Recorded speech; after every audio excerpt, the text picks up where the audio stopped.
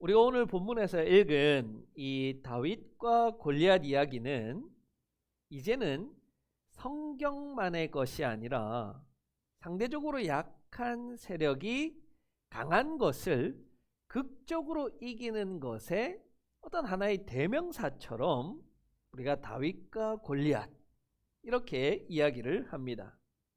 그래서 이제는 교회에서만 혹은 설교자만 다윗과 골리앗을 이야기하지 않고 세상 사람들도 나아가서 무신론자들조차도 다윗과 골리앗 이야기를 합니다.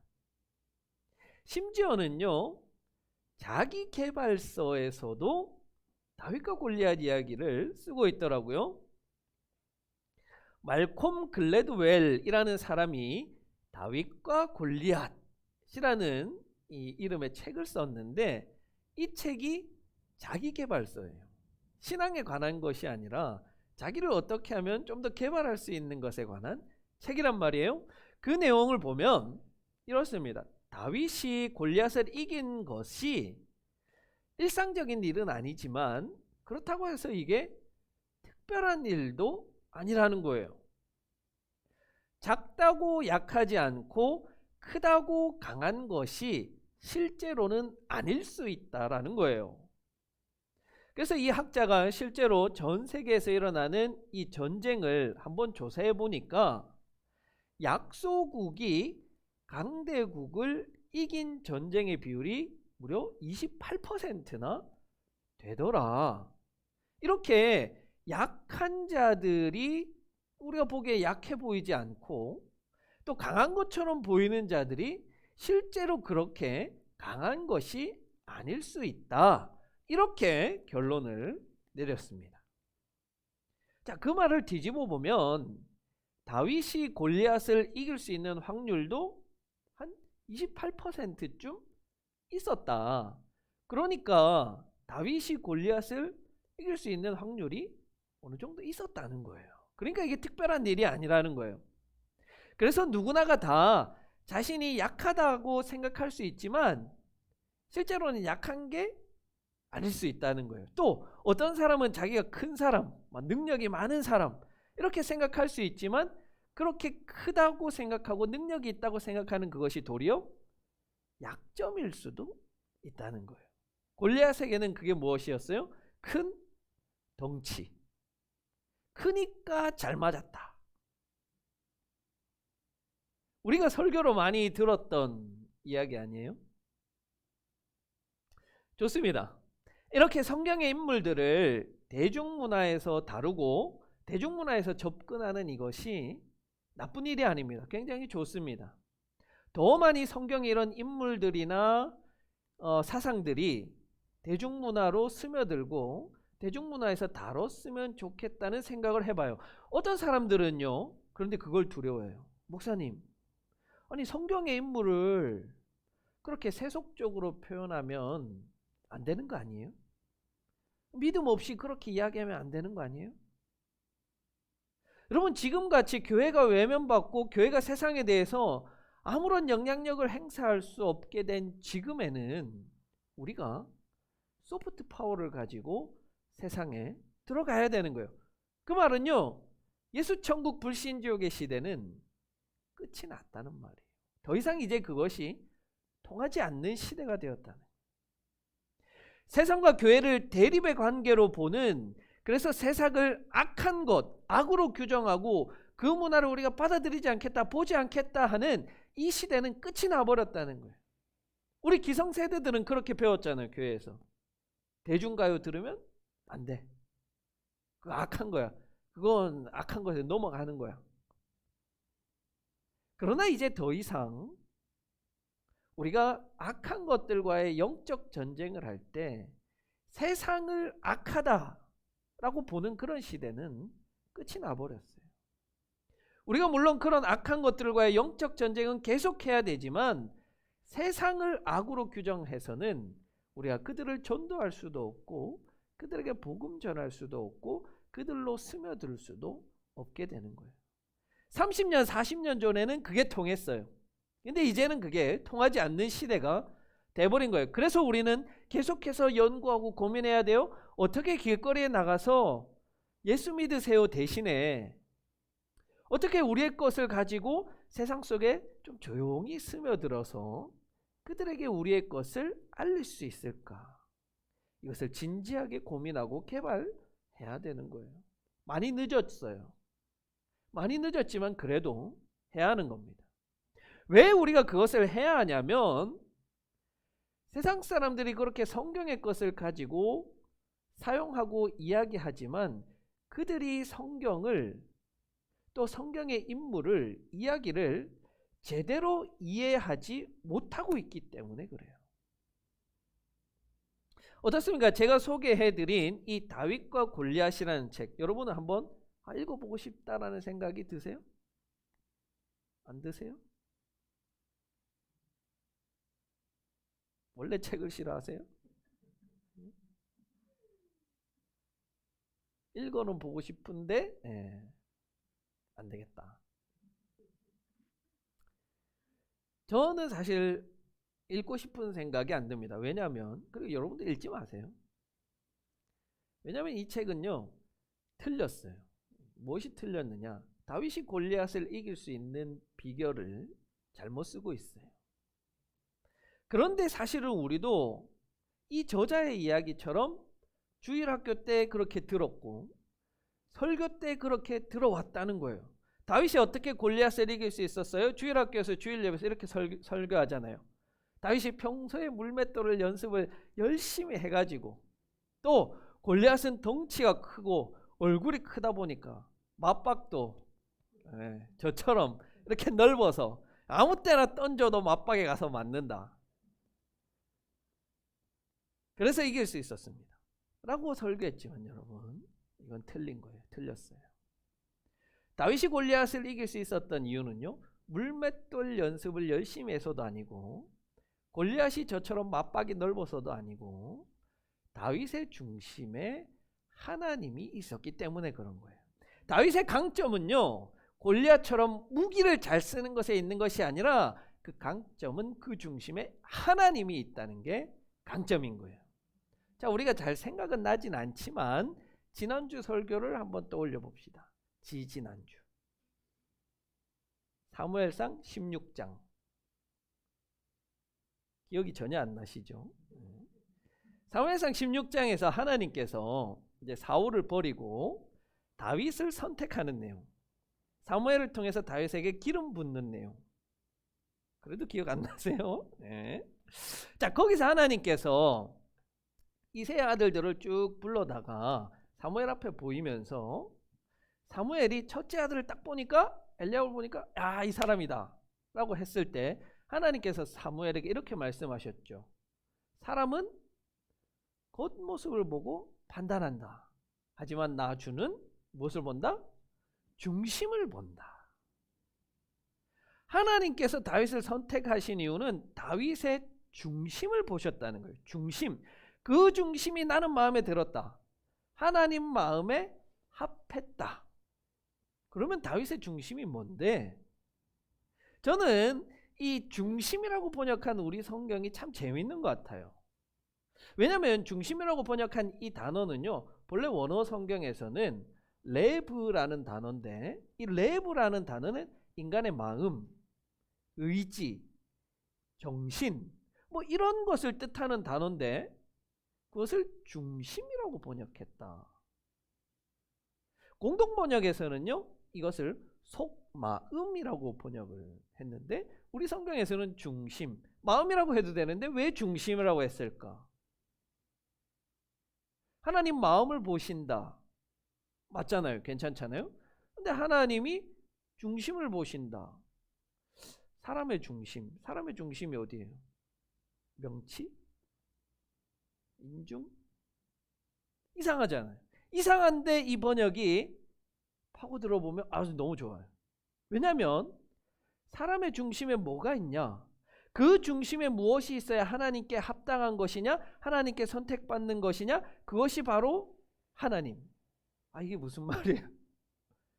지금 여러분도 웃지도 못하는 거는 아예 이해를 못했다는 말이에요. 지금. 자, 이게 무슨 말이냐면 하나님은 사람이 하나님 중심인 사람, 그 중심이 하나님 중심인 사람을 택하셨다는 거예요.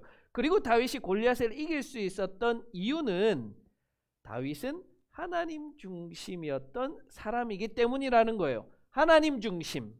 하나님 중심으로 생각하고 하나님 중심으로 행동하고 오로지 하나님밖에 모르는 하나님 바보라는 거예요.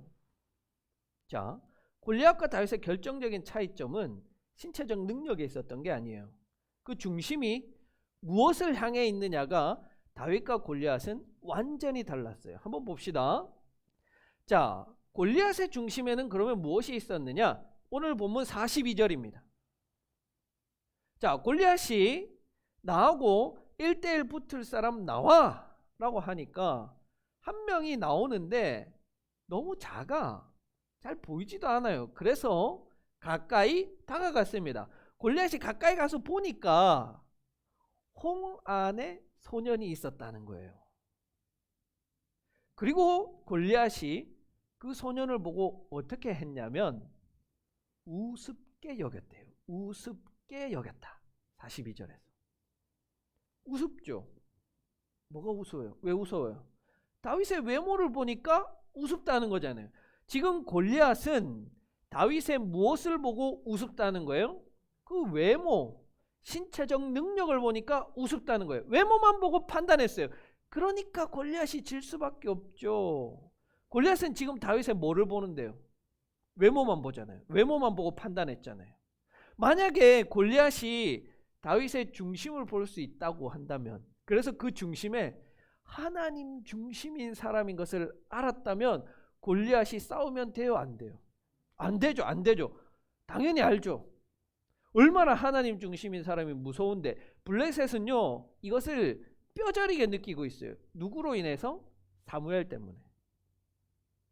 바로 앞서 있었던 이 사무엘이 블레셋을 향해서 보여준 하나님 중심의 사람이 얼마나 무서운지, 얼마나 대단한 일을 할 수 있는지를 블레셋 사람들은 알 수 있었어요. 그러나 골리앗은 다윗을 보고 그 중심을 봤던 게 아니라 외모만 봤던 거예요.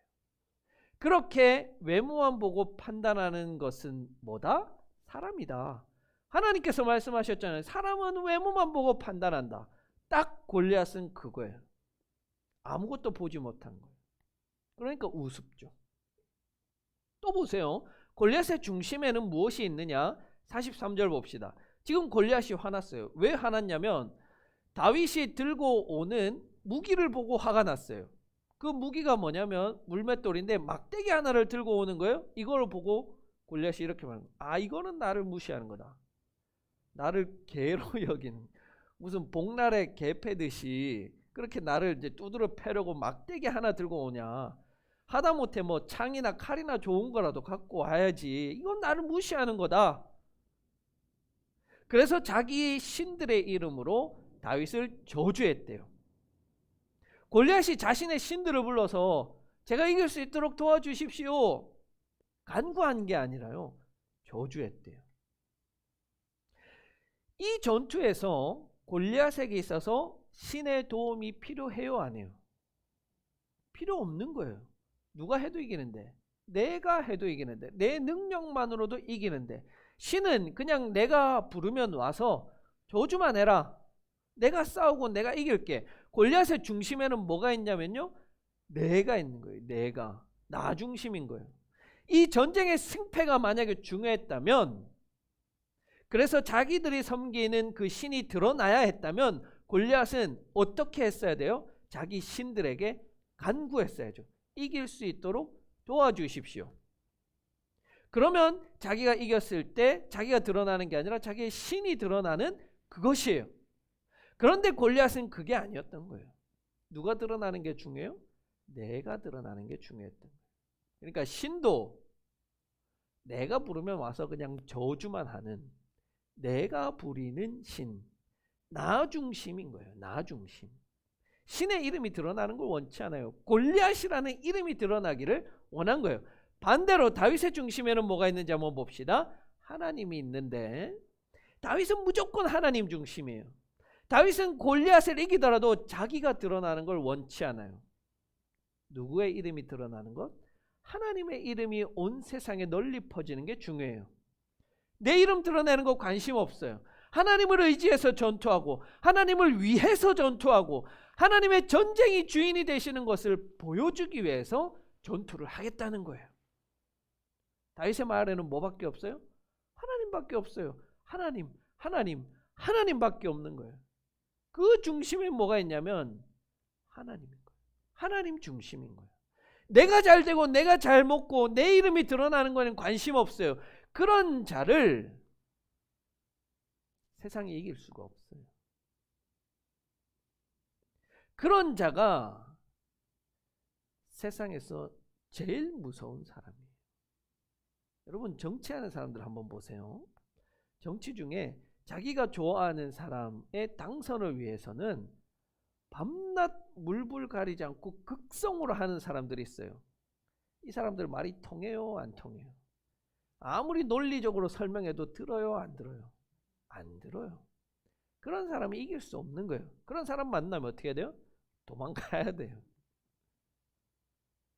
하나님 중심인 사람이 그런 사람인 거예요. 무슨 말만 하면 하나님 하는 그 사람은 진짜 무서운 사람인 거예요. 왜? 세상이 감당하지 못하는 사람이기 때문에. 우리가 그런 사람 돼야 되지 않겠어요? 여러분은 그렇게 다윗처럼 세상이 감당할 수 없는, 세상이 감히 맞설 수 없는 그런 하나님의 사람, 하나님 중심의 사람이 돼야 되지 않겠습니까? 그런 사람에게 어떠한 역경이 온다고 해서 두렵습니까? 어떠한 힘든 일, 고난이 온다고 해서 그것에 맞설 수가 없습니까? 하나님 중심이라고 하면서 나는 하나님 믿습니다, 이걸로 끝나는 게 아니에요. 정말 그게 아니에요. 정말로 그 삶의 일거수일투족이 하나님 중심이냐, 하나님이 그 중심에 계시느냐, 내가 하나님 중심으로 생각하느냐, 나의 행동을 할 때 하나님의 이름이 드러날 것이냐, 내가 이 역경과 어려움, 이 과정을 이겨낼 수 있는 것이 내 힘으로 하는 것이냐, 하나님 의지함으로 되는 것이냐, 그것을 진지하게 고민할 수 있는 그런 사람인 거예요. 그래서요, 제가 누누이 강조하지만요, 좀 우리가 잘났다고 하는 사람, 좀 똑똑한 사람, 능력 있는 사람은요, 예수님을 제대로 믿기가 힘들어요. 대체적으로 그런 사람들은 제가 보니까요, 저를 포함한 남자들이 좀 많다. 그렇게 능력 있는 사람, 좀 자기가 잘난 재능을 갖고 있는 사람은요, 골리앗처럼 되기가 쉬워요. 내 능력 의지하는 거예요. 내 이름 내기 원하는 거예요. 내가 할 수 있는데, 내가 하면 되는데 굳이 하나님 의지할 게 뭐 있어요? 그렇잖아요. 여러분, 부자와 좀 부족한 사람 가운데 누가 하나님을 더 잘 믿을까요? 좀 부족한 사람이 더 잘 믿죠. 부자, 모든 것이 풍족하고 만족스러운 사람이 하나님 의지할 게 뭐가 있어요? 좀 모자라고 부족한 사람이 예수님 의지하지. 여러분 주변에 혹시 많이 가졌는데, 다 가졌는데도 하나님을 잘 의지하고 하나님 잘 믿는 사람이 있어요? 생각나는 사람이 있어요? 그러면 그 사람은요, 진짜 대단한 사람이에요. 진짜 믿음의 사람이에요. 진짜 그 중심에 하나님 있는 사람인 거예요. 내가 중심인 사람은 자신이 많이 가졌을 때, 여유가 있을 때 하나님 믿는다? 예수님 의지한다? 천만에요. 말도 안 되는 일이에요, 그거는. 그래서 우리가 종종 만나는 사람들에게 너 교회 와, 예수님 믿어, 그러면 내가 지금은 좀 힘드니까 좀 여유 있으면 할게. 천만에요. 저는 그 말을 안 믿어요. 여유 있으면 더 하나님을 안 찾게 되는 거예요. 예수님 눈에 안 들어와요. 그렇게 능력이 많은 사람은 예수 믿기가 참 힘들지만, 그럼에도 불구하고 그 중심에 하나님이 있다면 그 사람은 정말 존경받아야 되는 사람. 교회 내에서 보세요. 만약에 골리앗이 전쟁하러 딱 나왔어요. 나와서 나는 이렇게 키도 크고 힘도 세고 칼도 좋고 무기도 좋고 내 능력이 만렙인데, 무슨 말인지 잘 모르죠. 만렙. 자, 한번 찾아보세요. 만렙인데 그래도 나는 이거 의지하지 않아. 나는 하나님 의지해. 그러면 어떻게 감당해요? 누가 이겨요? 이게 사기 캐릭터지. 못 이기는 거예요. 모세가 바로의 궁전에서 40년 동안 그 궁전의 지혜와 지식과 전술을 습득을 했어요. 그런데 모세가 그거 의지했어요? 아니잖아요. 하나님 의지한 거예요. 그러니까 세상이 감당 못하는 거예요. 바울 보세요. 가말리엘의 문화에서 그 가장 잘 나가는 학문을 한 똑똑한 사람인데 그것 하나도 의지하지 않잖아요. 그것을 다 배설물로 여긴다라고 이야기하는 거예요. 그러니까 이들을 통해서 세상이 변하고 세계가 변하고 세상이 감당 못하는 거예요. 그렇다면 우리의 중심이 하나님 중심이 아닐 이유가 없잖아요. 여러분 혹시 능력이 좀 부족하세요? 내가 가진 것도 없고 힘도 없고 좀 모자라요? 부족해요? 그러면 하나님 더 의지해야지. 나는 부족하지만 하나님 부족하지 않잖아요. 더 하나님 중심으로 살아야지. 하나님은 그런 사람을 들어서 쓰시는데 그러면 그 사람은 능력은 없지만 하나님께서 들어서 쓰시는 도구가 되면 그 사람의 능력 없으면 하나도 중요하지 않잖아요. 혹시나 여러분 가운데 능력이 많아요? 좀 잘났어요? 가진 재능이 많은 사람이 있어요? 그 사람은요 더 하나님 의지해야지. 더 하나님 중심으로 살아야지. 안 그러면은 내 중심으로 살아가기 때문에 그런 거 아니에요? 그런데 그 사람이 만약에 하나님 중심으로 산다? 그러면 세상이 변하는 거예요. 그 사람 때문에. 전쟁의 판을 뒤엎어버리는 그 사람, 다윗과 같은 사람이 될 수 있는 거예요. 그러면 여러분, 우리가 어떻게 하나님 중심으로 살 수 있습니까? 이 문제를 해결해야겠죠. 다윗과 같이 어떻게 살 수 있을까요? 하나님 내 안에 좀 모시고 싶은데 어떻게 하면 되겠습니까? 이 질문에 대한 대답을 제가 한 영상에서 찾았습니다. 제가 우리 북삼초대교회 단톡방에 한번 보고 오시라고 올려드린 영상이 있어요. 우리 교회 홈페이지에도 올려뒀으니까요. 이제 예배 마치시고 한번 보세요. 어떤 영상이냐면 이 분만병원, 그러니까 산모가 아기를 놓는 이 분만병원을 운영하는 산부인과 의사 심상덕이라는 선생님의 이야기인데요. 이분이 제가 보니까 정말 이 신앙이 있었다면 하나님 중심으로 살 사람이에요.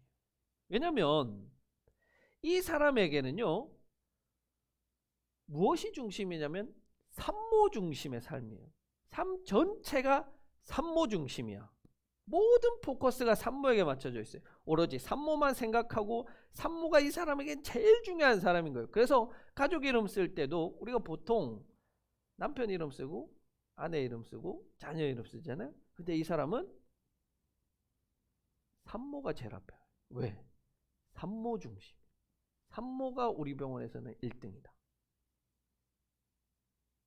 이 사람의 인생을 한번 보니까 어떻게 그러면 그렇게 산모 중심으로 살 수 있느냐. 우리가 흔히 이제 개업이 자신의 병원을 가진 이 개업이들은 돈을 굉장히 많이 버는 것으로 생각하는데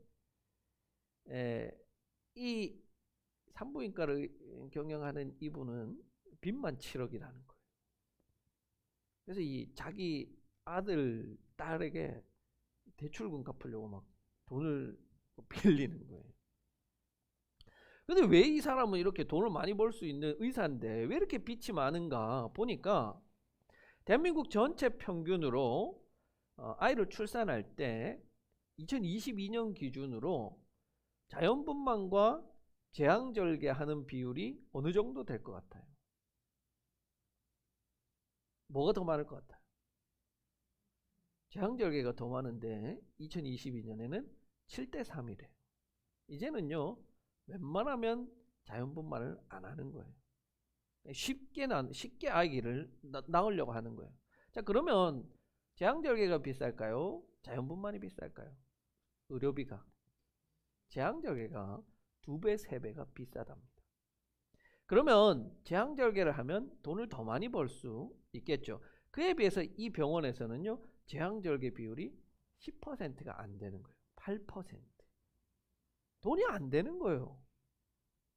출산율이 줄어들어서 오는 산모의 숫자도 적은데 거기에 이 의사는 꼭 자연분만을 좀 고집해서 할 수 있는 한 산모들이 자연분만하게 하고, 정말 부득이하게 어떤 신체적 문제나 아기가 위험한 상황에만 제왕절개를 하다 보니까 돈은 안 되고 고생은 고생대로 하고 빚만 늘어난 거예요. 그래서 이 선생님에게 제작진이 물었어요. 아니 선생님, 왜 진료비가 적게 들고 돈이 안 되는데 굳이 이 자연분만을 고집하십니까? 빚을 좀 갚아야 되지 않겠습니까? 그러니까 이 선생님의 답변이 간단해요. 교과서에서 배운 대로 했어요. 교과서에서 그렇게 배웠어요. 자연분만하면 산모가 더 빠르게 회복하고 아기가 건강하다고 교과서에서 배워서 나는 교과서에서 배운 대로 해요. 내 중심이 아니라 하나님 중심으로 사는 사람은요, 지금 시대에 보면 참 바보 취급당할 수도 있어요. 대접받지 못할 수도 있어요.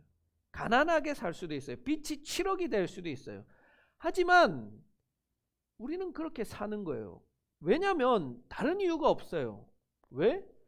교과서에서 배운 대로 사는 거예요.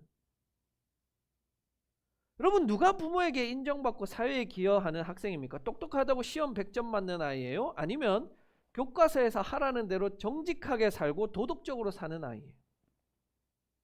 시험 100점 맞는 거 그게 문제가 아니잖아요. 여러분, 우리는 교과서대로 살아야 사는 사람이고 교과서대로 살면 되는 사람들이에요. 그 교과서가 뭐라고 이야기하냐면 하나님 중심으로 살라는 거예요. 하나님 중심의 삶. 다른 이유가 없어요. 우리는 교과서대로 사는 거예요. 저부터 한번 돌아봅니다. 목사라고 하면서 과연 내 삶이 하나님 중심으로 움직이고 있는가? 하나님이 정말 내 삶의 중심인가? 집사라고 하면서, 권사라고 하면서 정말 하나님 중심으로 살았는가? 여러분, 우리 하나님 말씀대로 한번 살아봅시다. 교과서대로 한번 살아봅시다. 내 중심, 내 판단, 나 중심에서 벗어나서 하나님 중심으로 한번 살아보자는 거예요. 그렇게 우리의 중심이 하나님 중심이라면 그 사람 하나님이 인정하시는 거예요. 하나님 마음에 딱 드는 거예요. 여러분, 힘들어도 하시겠어요? 빛이 늘어나는데도 하시겠어요? 고난과 역경이 있어도, 바보 같아 보여도, 손해를 보더라도 하시겠어요? 교과서에서 배운 대로 하나님 중심으로 살아내는 우리가 될 수 있기를 바랍니다. 그렇게 노력하는 자에게, 그렇게 살고자 하는 자에게 성령 하나님께서 도와주시고 함께 하실 것입니다.